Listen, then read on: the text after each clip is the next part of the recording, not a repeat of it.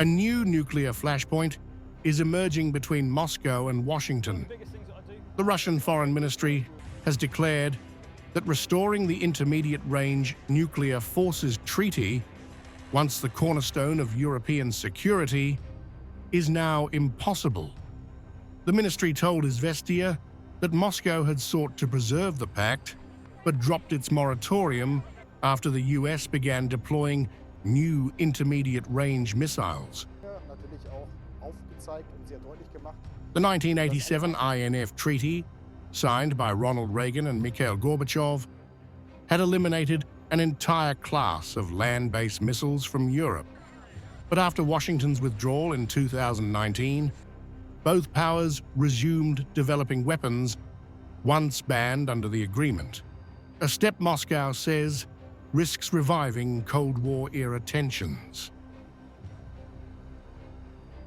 The standoff has intensified as the US considers supplying Tomahawk cruise missiles to Ukraine, weapons that fall within the range once restricted by the INF Treaty.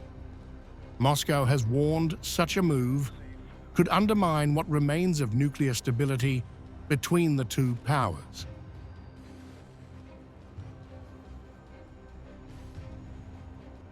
At the Valdai Discussion Club, President Vladimir Putin cautioned that sending Tomahawks to Kyiv could ruin Russia-US relations.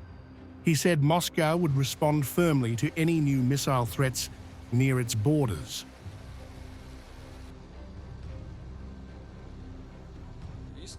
The decision to send Tomahawk missiles to Kyiv may ruin Russia-US relations. I gave an honest overview of the situation as it stands today. With the INF Treaty gone, attention now turns to New START, the last surviving nuclear arms control pact between Russia and the United States. The treaty expires in February 2026, and Moscow warns its collapse could open the door to unrestrained nuclear competition. Putin has offered to extend New START restrictions for another year to preserve strategic balance. US President Donald Trump called the idea a good one, but Washington's response remains slow amid budget battles and a potential government shutdown. Experts warn that new long-range systems in Europe or Ukraine could heighten the risk of escalation. Dmitry Stefanovich from the Institute of World Economy and International Relations says the absence of arms control makes the world more vulnerable to confrontation.